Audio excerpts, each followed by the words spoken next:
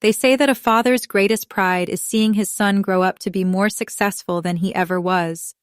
You pour your life into them, your wisdom, your connections, your resources, hoping they will carry the legacy forward with honor.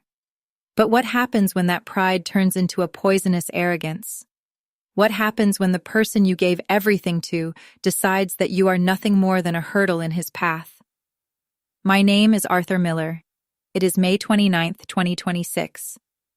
As I stand outside the massive steel and glass headquarters of Miller Dynamics, the morning sun hits the windows, blindingly bright.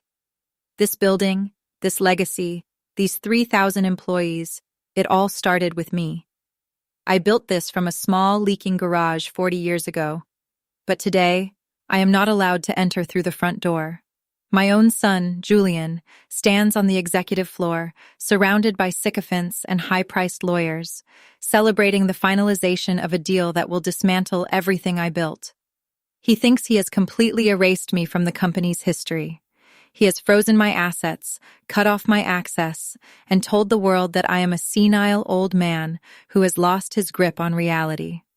He is so busy planning his new life of luxury with the money he's stealing, he hasn't noticed that the senile old man has been watching him every single step of the way. He thinks he is in control. He has no idea that he is walking straight into the trap I set 6 months ago. But to understand how I brought my own son to his knees, you have to understand how he built his empire of lies. 2 years ago, when I had a mild heart scare, I thought it was time to pass the torch. I invited Julian to join the firm as a co-CEO. I wanted him to learn. I wanted him to lead. I opened every door for him. I introduced him to the board members, the investors, and the government contractors. I didn't realize that while I was teaching him how to build, he was studying how to destroy. He started hiring a group of aggressive consultants, men who didn't care about our company values or the people who worked for us. They only cared about short-term profit. They began to whisper in his ear, day and night. Your father is old. He's too cautious. He's afraid of risks. He's losing his cognitive edge. At first, I laughed it off. But then, the subtle changes began. Decisions were made in meetings I wasn't invited to. My emails were diverted. When I confronted Julian, his face would shift into this perfectly crafted look of pity. Dad, he'd say, putting a hand on my shoulder, his voice as smooth as oil. The board is worried. They see you struggling to keep up with the new tech. They're suggesting a medical leave. Please just sign these health proxies so I can manage the paperwork. It's for your own good. You need to rest. I trusted my own blood. I signed. The moment the ink dried on those papers, the lock changed on my office door. I came in on a Tuesday morning to find my desk cleared. Julian stood there, not even looking at me, checking his watch. You're retired, Dad. Security will escort you out. Please don't make a scene. The apartment Julian arranged for me was a gray, lifeless box on the edge of the city. He thought he had broken me. He took my credit cards, my car, and my contacts. He wanted me to become a ghost. But he made one fatal mistake. He underestimated the man who survived in the real world long before computers and fancy boardrooms existed. While Julian was busy throwing lavish parties with stolen money, I was still the master of this company. I knew the engineers who had been there since day one. I knew the janitors who saw everything. I knew the servers that stored every single transaction Julian tried to hide. I didn't need to fight him in court. He had those lawyers on his payroll. Instead, I went back to the roots. I set up a secure remote access link. Every night, while Julian was out gambling, I was reading his emails, tracing his fraudulent transfers to shell companies, and documenting his illegal bribes to government officials.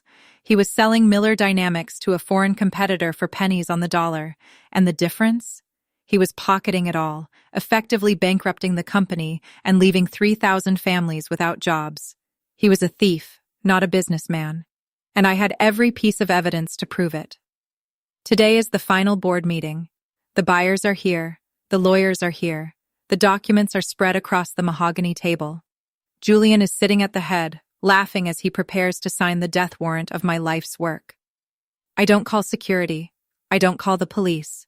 I just walk in. The room goes silent. The laughter dies. Julian's face turns pale. You? What are you doing here? Someone get this old man out of here. I don't move. I don't raise my voice. I simply walk to the main screen, plug in my drive, and hit enter. Instantly, the monitors in the boardroom shift. Every contract, every hidden bank account, every illegal transaction Julian made is projected for everyone to see. The potential buyers stand up, their faces filled with shock and rage. They realize they've been part of an active crime scene. Julian, I say, my voice steady, you didn't just steal from me. You stole from 3,000 employees.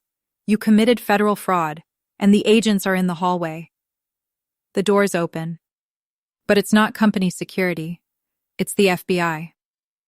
Julian tries to stand, but his legs fail him. His lawyers, the same ones who helped him, are already packing their bags, trying to distance themselves. As the agents walk toward him, the arrogance, the ego, the control, it all evaporates. He looks like a lost, scared little boy. Julian Miller, the agent says, you are under arrest. He looked at me one last time as they dragged him away. He tried to say something, but no words came out. He was finally a man with no power, no money, and no legacy. I returned to my office. It was exactly as I had left it. I am back at the helm of Miller Dynamics. The company is recovering, and the people who stood by me are safe. To anyone watching this, never let anyone, not even your own children, tell you that your time is over. If you have built something with your own two hands, if you have lived with honor and integrity, that is a foundation that no amount of ego or greed can crack.